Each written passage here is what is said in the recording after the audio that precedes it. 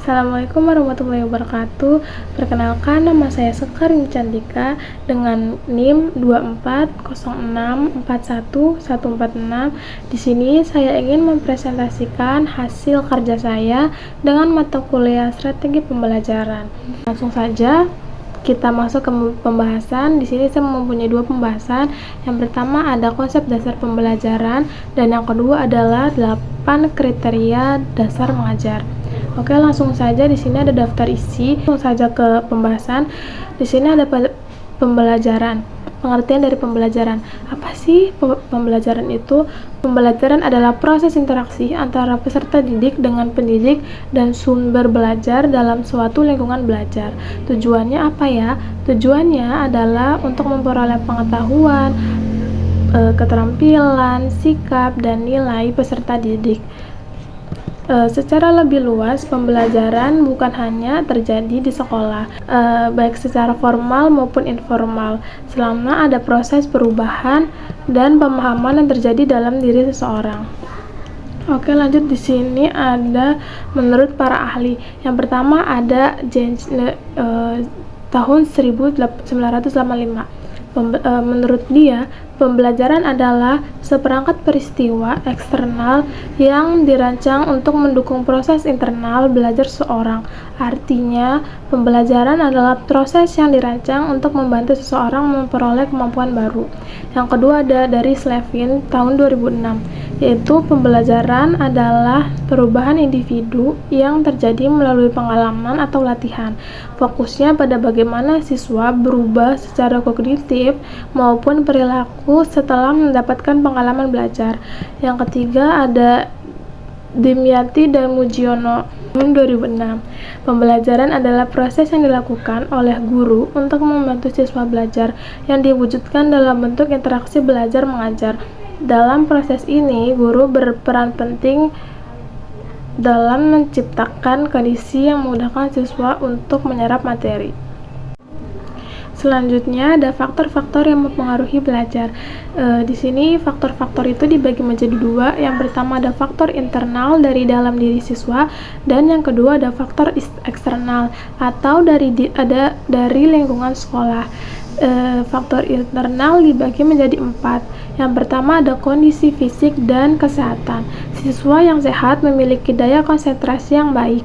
Terus kedua ada kecerdasan atau IQ, kemampuan berpikir dan menyerap informasi, mempengaruhi kecepatan belajar. Terus yang ketiga ada minat dan motivasi. Siswa dengan minat dan motivasi lebih tinggi cepat memahami materi. Terus yang terakhir ada gaya belajar, yaitu gaya belajar visual, auditory, dan kinestetik berpengaruh dalam proses pembelajaran. Terus ada faktor eksternal, yaitu dari lingkungan sekolah. Yang pertama ada keluarga. Keluarga juga seperti dukungan orang tua, kondisi ekonomi berpengaruh terhadap proses belajar. Terus ada sekolah, kualitas guru, metode pengajaran, dan fasilitas sekolah juga bisa mempengaruhi atau berperan penting dalam pendidikan. Terus yang terakhir ada lingkungan sosial, pengaruh teman sebaya, dan budaya belajar yang terbentuk dalam masyarakat. Selanjutnya ada prinsip-prinsip belajar.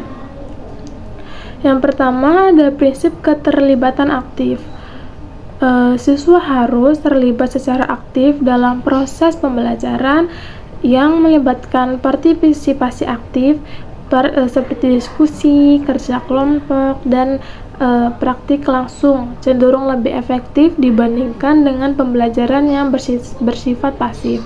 Yang kedua ada prinsip relevansi. Materi pembelajaran harus relevan dengan kehidupan siswa dan konteks sosial mereka.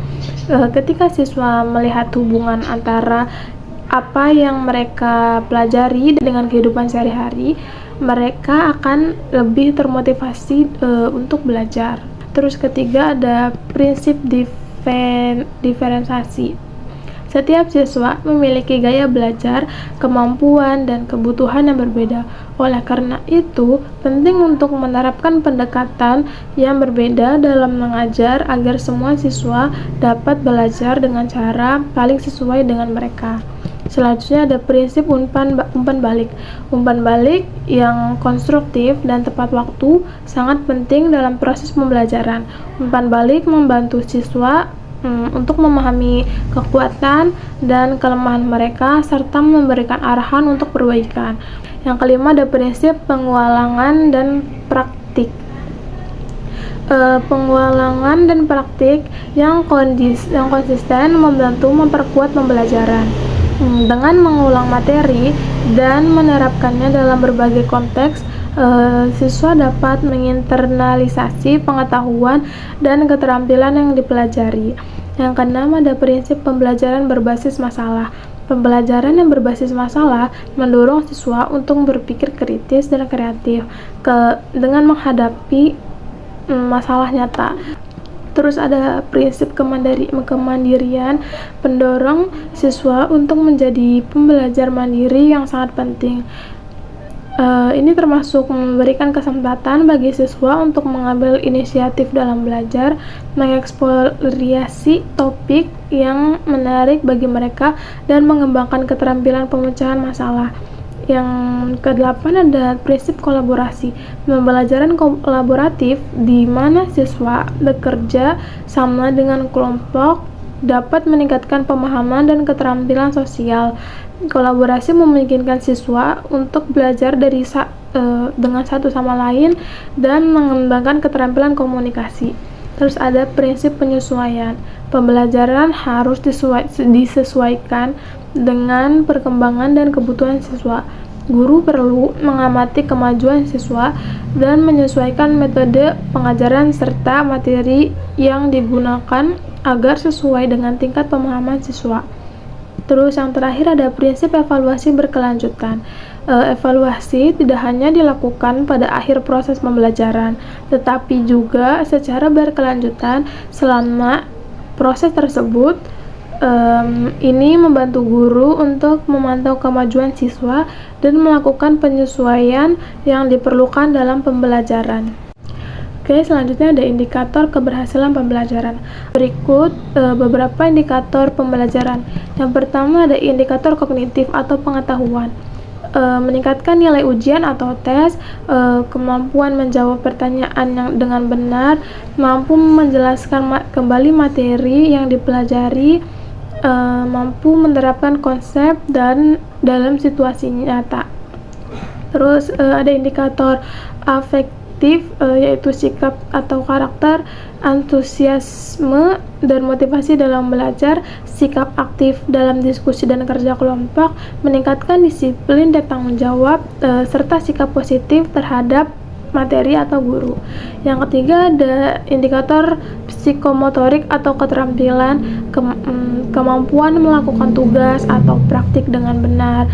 Terus ada meningkatkan keterampilan teknis sesuai dengan bidang studi, ada kreativitas dalam menyelesaikan tugas atau proyek, serta kemampuan menggunakan alat atau teknologi yang diajarkan. Terus ada indikator partisipasi atau refleksi, mampu mengidentifikasi kelemahan dan kelebihan dalam belajar, meningkatkan strategi belajar berdasarkan umpan balik, terus ada menunjukkan perkembangan dari hasil pembelajaran sebelumnya. Terus yang terakhir ada indikator kemandirian, yaitu belajar tanpa harus disuruh dan mampu mengatur waktu sendiri dalam belajar. Oke, selanjutnya ada penilaian keberhasilan pembelajaran. Penilaian dibagi menjadi 3. Yang pertama ada penilaian formatif, dilakukan secara proses pembelajaran untuk memberikan umpan balik kepada siswa dan guru. Contohnya termasuk kuis, ujian harian, dan diskusi kelas. Terus yang kedua ada penilaian summatif atau yaitu dilakukan di akhir suatu periode pembelajaran untuk menilai pencapaian siswa terhadap keseluruhan. Contohnya termasuk ujian akhir, proyek besar, dan portofolio. Yang ketiga atau yang terakhir ada penilaian diagnostik, yaitu dilakukan sebelum pembelajaran dimulai untuk mengetahui tingkat pengetahuan awal siswa dan kebutuhan mereka. Ini membantu guru merancang pengajaran yang lebih efektif. Terus yang terakhir ada penilaian otentik, yaitu mengukur kemampuan siswa dalam konteks nyata seperti proyek, presentasi, dan tugas mencerminkan situasi di dunia nyata. Baik, selanjutnya ada tingkat keberhasilan pembelajaran. Yang pertama ada pencapaian akademis. Contohnya seperti nilai ujian. Rata-rata nilai yang diperoleh siswa dalam ujian atau tes. Terus kedua ada kemampuan keterampilan sosial, kemampuan siswa untuk berkolaborasi, berkomunikasi, bekerja dalam kelompok. Terus yang ketiga ada sikap dan motivasi, dibagi menjadi dua, yaitu motivasi belajar, tingkat minat dan motivasi siswa terhadap pembelajaran. Terus yang kedua ada sikap positif, perubahan sikap siswa terhadap pembelajaran seperti peningkatan rasa percaya diri, disiplin, dan tanggung jawab. Selanjutnya ada kemandirian belajar. Pertama ada inisiatif, kemampuan siswa untuk mengambil inisiatif dalam belajar seperti mencari informasi tambahan atau menyelesaikan tugas tanpa bimbingan yang berlebihan. Selanjutnya ada partisipasi keterlibatan dalam kelas, tingkat partisipasi siswa, diskusi, kerja kelompok, dan aktivitas kelas lainnya. Terus yang kedua ada frekuensi pertanyaan. Siswa yang sering bertanya menunjukkan ketertarikan dan keingintahuan untuk memahami materi lebih dalam. Yang keenam ada umpan balik dan evaluasi, dibagi menjadi dua, yaitu umpan balik positif dan evaluasi diri. Umpan balik positif bagi guru, teman sebaya, dan orang tua mengenai perkembangan siswa. Umpan balik yang konstruktif dan membantu siswa memahami kekuatan dan kelemahan mereka. Terus ada evaluasi diri, siswa dapat melakukan evaluasi diri untuk menilai kemajuan mereka dan menetapkan tujuan baru. Terus yang ketujuh ada pencapaian tujuan pembelajaran, kesesuaian dengan standar, yaitu sejauh mana siswa mencapai tujuan pembelajaran yang telah diberikan dalam kurikulum. Terus yang kedua ada persentase siswa yang lulus, yaitu tingkat kelulusan siswa dalam ujian atau penilaian akhir serta presentasi siswa dalam standar minimum. Terus yang terakhir atau yang ke-8 ada data dan analisis data penilaian menggunakan data dari penilaian untuk menganalisis tren dan pola dalam pencapaian siswa. Selanjutnya ada program perbaikan pembelajaran. Yang pertama yang dilakukan adalah analisis kebutuhan, yang dibagi menjadi dua, yaitu identifikasi masalah atau melakukan analisis untuk mengidentifikasi masalah atau tantangan yang dihadapi dalam proses pembelajaran. Yang kedua ada survei atau umpan balik. Terus yang kedua ada pengembangan kurikulum, dibagi menjadi dua, yaitu revisi kurikulum dan integrasi keterampilan abad ke-21. Ketiga ada pelatihan dan pengembangan profesional guru, workshop atau seminar, kayak mengadakan pelatihan untuk guru tentang metode pembelajaran yang inovatif, penggunaan teknologi dalam pembelajaran, dan strategi manajemen kelas. Yang keempat ada penerapan metode pembelajaran aktif, dibagi menjadi dua, yaitu pembelajaran berbasis proyek dan pembelajaran kolaboratif.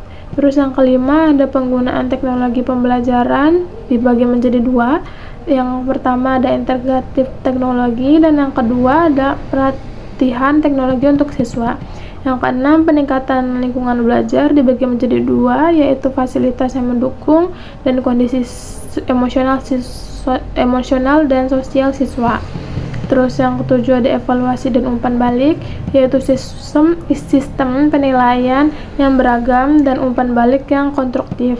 Yang kedelapan ada keterlibatan orang tua dan komunitas, seperti program keterlibatan orang tua, kayak mengajak orang tua untuk berpartisipasi dalam proses pembelajaran melalui pertemuan, seminar, atau kegiatan sekolah, dan kemitraan dengan komunitas, bekerja sama dengan organisasi lokal, bisnis, dan lembaga pendidikan lain untuk mendukung program pembelajaran. Terus yang terakhir yang ke-9 ada mentoring dan evaluasi program. Pengukuran keberhasilan yaitu menetapkan indikator keberhasilan untuk mengevaluasi aktivitas program perbaikan pembelajaran.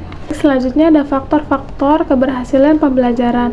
Keberhasilan pembelajaran dipengaruhi oleh beberapa faktor yang saling berhubungan. Beberapa faktor utama yang mempengaruhi pembelajaran yaitu pertama ada faktor individu siswa, melingkup motivasi, kemampuan kognitif, gaya belajar, dan kepribadian. Terus yang kedua ada faktor guru, melingkupi keterampilan mengajar, hubungan guru dengan siswa, dan pengelolaan kelas. Yang ketiga ada faktor lingkungan, yaitu fasilitas dan sumber daya maupun lingkungan sosial. Yang keempat ada faktor psikologis, kesehatan mental seorang siswa, dan kepercayaan diri. Baik, di sini saya akan membacakan materi kedua tentang 8 keterampilan dasar mengajar. Di sini ada daftar isi, kalian bisa baca sendiri. Langsung saja kita ke pengertian. Keterampilan mengajar adalah keterampilan yang berkaitan dengan semua aspek kemampuan guru yang berkaitan erat dengan berbagai tugas guru yang berbentuk keterampilan dalam rangka memberi rangsangan dan motivasi kepada siswa untuk melaksanakan aktivitas oleh guru adalah keterampilan untuk membimbing, mengarahkan, dan membangun siswa dalam belajar guna mencapai tujuan yang telah tercapai secara terpadu. Macam-macam keterampilan belajar. Yang pertama ada keterampilan bertanya. Dalam proses belajar mengajar, bertanya memainkan peranan penting sebab pertanyaan tersusun dengan baik dan teknik pelontaran yang tepat akan memberikan dampak positif. Keterampilan bertanya dasar mempunyai beberapa komponen dasar yang perlu diterapkan dalam mengajukan segala jenis pertanyaan. Komponen-komponen yang dimaksud adalah pengungkapan pertanyaan secara jelas dan singkat, pemberian atau acuan atau patokan, terus pemutusan, pemindahan giliran, penyebaran, dan pemberian waktu berpikir dan pemberian tuntutan. Selanjutnya ada keterampilan memberikan penguatan. Penguatan atau reinforcement adalah segala bentuk respon, apakah bersikap verbal atau non-verbal, yang merupakan bagian dari modifikasi tingkah laku guru terhadap tingkah laku siswa, bertujuan memberikan informasi atau umpan balik atau feedback bagi si penerima atas perbuatan sebagai suatu dorongan atau koreksi. Selanjutnya ada keterampilan mengadakan variasi. Variasi stimulus adalah suatu kegiatan guru dalam konteks proses interaksi belajar mengajar yang ditujukan untuk mengatasi kebosanan siswa, sehingga dalam situasi belajar mengajar siswa senantiasa untuk menunjukkan ketekunan serta penuh partisipasi. Variasi dalam kegiatan belajar mengajar dimaksudkan sebagai proses perubahan dalam pengajaran yang dapat dikelompokkan ke dalam 3 kelompok, yaitu 3 kelompok atau komponen, yaitu variasi dalam cara mengajar guru, meliputi penguatan variasi suara atau teacher voice, pemusatan perhatian siswa atau focusing, terus kesenyapan atau kebisuan guru atau teacher silent, terus mengadakan kontak pandang atau gerak atau eye contact dan movement, serta gerakan badan mimik. Terus yang kedua ada variasi dalam ekspresi wajah guru dan pergantian posisi guru dalam kelas gerak guru atau teacher movement. Yang kedua ada variasi dalam penggunaan media alat pengajaran.